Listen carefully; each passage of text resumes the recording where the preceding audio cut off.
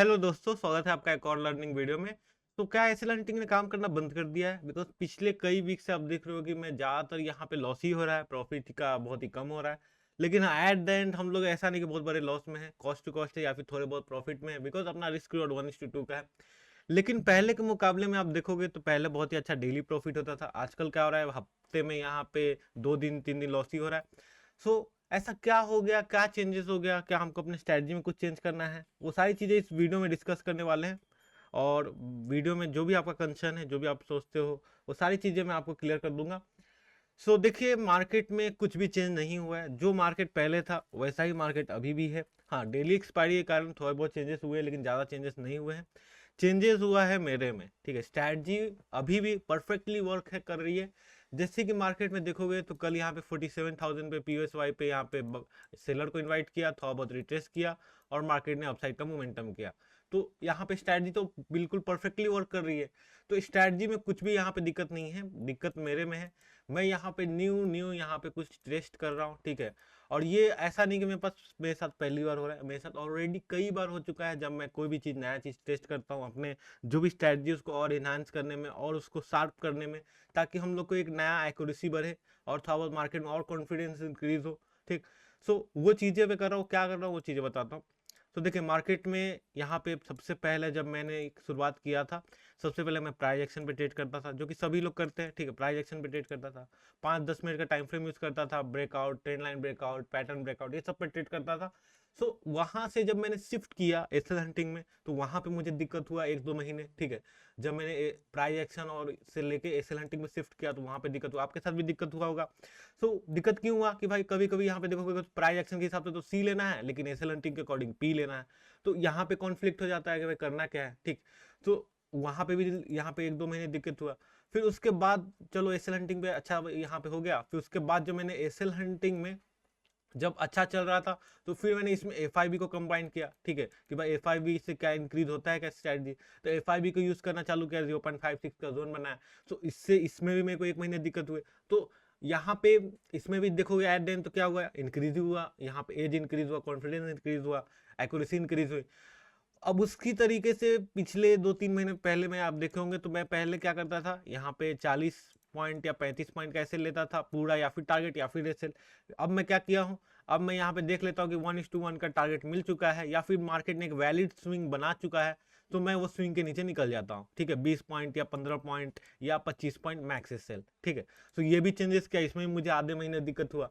सो मिला जुला के जब हम कुछ नया करते हैं तो कॉन्फ्लिक्ट हो जाता है पिछले और इसमें, तो उसमें दिक्कत हो जाता है। उसी तरीके से पिछले 1 महीने से मैं यहाँ पे डाटा भी कंबाइन करने का कोशिश कर रहा हूँ अपने स्ट्रेटजी में, कि भाई डाटा में किस तरीके से कंबाइन करके यहाँ पे अपना कॉन्फिडेंस इंक्रीज कर सकता हूँ। जो मैं यहाँ पे सेकेंड हाफ में ट्रेड नहीं कर पाता हूँ, उसको मैं कर पाऊँ। क्योंकि मार्केट में देखोगे तो मार्केट में क्या होता है, जब भी मार्केट भागता रहता है भागता रहता है भागता रहता है, तो हम लोग ये वाला मूवमेंट नहीं कैच कर पाते हैं। लेकिन ये वाला मूवमेंट कैसे कैच करें, वही चीज को मैं उपाय निकाला हूँ कि भाई डाटा अगर आपको दिख रहा है कि भाई ऊपर सारे पॉजिटिव है, तो मार्केट रुकेगा नहीं, मार्केट जाता रहेगा। तो यहाँ पे हम लोग बाय ऑन डिप कर सकते हैं, सेल ऑन राइज कर सकते हैं। तो यही चीज करना है कि भाई कहाँ पे बाय ऑन डिप करना है, कहाँ पे सेल ऑन राइज करना है, ये चीज का उपाय लगा रहा हूँ। तो इसमें थोड़ा दिन अगर लॉस हो गया तो कौन सा दिक्कत है। बाकी एसएल हंटिंग देखोगे तो परफेक्टली काम कर रहा है। यहाँ पे देखोगे तो कल भी अच्छे से काम किया। यहाँ पे आपको एक सी साइड का एंट्री लेना था, यहाँ पे एक सी साइड का एंट्री लेना था, ठीक। लेकिन यहाँ पे 47,000 पे यहाँ पे डाटा नेगेटिव था उस समय, चेंज इन हुआ है, बाद में वो चेंज हो गया, लेकिन हाँ नेगेटिव था। तो मैंने यहाँ पे वो देख के यहाँ पे एक पी साइड का व्यू रख दिया दिमाग में, यहाँ पे ये सोच के ब्रेकआउट करके। तो मैं यहाँ पे कंबाइन कर रहा हूँ, क्या पता इंक्रीज हो जाए स्ट्रैटेजी, ठीक है। अगर अगर यहाँ पे नहीं इंक्रीज होता है तो फिर बैक टू नॉर्मल आ जाएंगे। लेकिन यहाँ पे इफेक्ट पड़ा है, ठीक है, थोड़ा बहुत कॉन्फिडेंस इंक्रीज हुआ है और थोड़ा बहुत यहाँ पे चेंजेस हुआ है। जैसे इस दिन देख लीजिए, यहाँ पे 7 दिसंबर को मार्केट में देखोगे तो 46,500 पे यहाँ पे हम लोग का क्या स्ट्रैटेजी है कि भाई यहाँ पे पी लेना है। लेकिन इस दिन क्या हुआ, हम लोग का लॉस बच गया, क्योंकि हम यहाँ पे 500 पे सपोर्ट था डाटा के हिसाब से। तो यहाँ पे हमने एक सी साइड का व्यू रखा। तो वही तो बता रहा हूँ आपको कि भाई यहाँ पे कभी कभी क्या हो रहा है कि डाटा काम कर रहा है, कभी कभी एसएल हंटिंग काम कर रहा है। तो अभी कॉन्फ्लिक्ट चल रहा है, जैसे क्लियर हो जाएगा कि भाई कौन सा कब काम करना है, जैसे कब हमको एसएल हंटिंग में काम करना है, कब डाटा पे काम करना है, वही चीज को मैं फिगर आउट कर रहा हूँ। और जैसे मैं फिगर आउट कर लूंगा वैसे ही यहाँ पे इंक्रीज हो जाएगा स्ट्रैटेजी, फिर यहाँ पे अच्छा प्रॉफिट होने लगेगा। समझ लो गाइज। यहाँ पे देखिए इस दिन क्या हुआ था, वेनेसडे को यहाँ पे हमने एक सी साइड का ट्रेड लिया था। चलो ये वाला तो मैं मानता हूँ कि बिल्कुल सही था, एसएल हंटिंग के अकॉर्डिंगली ट्रेड। इसमें मैंने ज़्यादा डाटा भी नहीं देखा था, हाँ 47,000 पे था, थोड़ा बहुत पॉजिटिव, ठीक है। फिर यहाँ पे क्या हुआ था इस दिन देखोगे तो इस दिन तो भाई चलो इस दिन तो एसएल ही हिट हुआ होगा, बिकॉज यहाँ पे कोई भी सवाल ही नहीं बैठता है सी लेने का, यहाँ पे पी लेने का ही सवाल था। ठीक है, तो इस दिन मानते हैं एसएल हंटिंग भी यहाँ पे था। और उसके पहले दिन तो चलो यहाँ पे तो सी साइड का ही ट्रेड था, सिंपल सी बात है, यहाँ पे मार्केट में एक एम पैटर्न बना था, इस तरीके का सी का साइड का ट्रेड था। ठीक है, ये चीज है। और बाकी देखोगे तो दोनों ही परफेक्टली काम कर रहा है। अगर इस वीक में देखोगे तो मार्केट में यहाँ पे 3 दिन डाटा वर्क किया, 2-3 दिन एसएल हंटिंग, जब दोनों साथ में कंबाइन हो जाते हैं तो यहाँ पे कॉम्बो किलर बन जाता है। जब ऐसा हुआ था, मैंने बताया ना आपको कि मेरे साथ ऐसा पहली बार नहीं हुआ है, मैं यहाँ पे तीसरी चौथी बार हो चुका है। पहली बार जैसा मैंने आपको बताया कि मैं जब यहाँ पे स्विच किया था प्राइस एक्शन से एसएल हंटिंग पे, दूसरी बार यहाँ पे जब मैंने एसएल हंटिंग के साथ एफआईबी को कंबाइन किया तो स्टार्टिंग में 1 महीने 1.5 महीने लॉस हुआ था भाई, थोड़ा बहुत कॉन्फ्लिक्ट चल रहा था, कभी प्रॉफिट होता कभी लॉस होता। लेकिन एट द क्या हुआ, एफआईबी ने आज देखो कितना अच्छा हम लोग का एक्यूरेसी इंक्रीज कर दिया।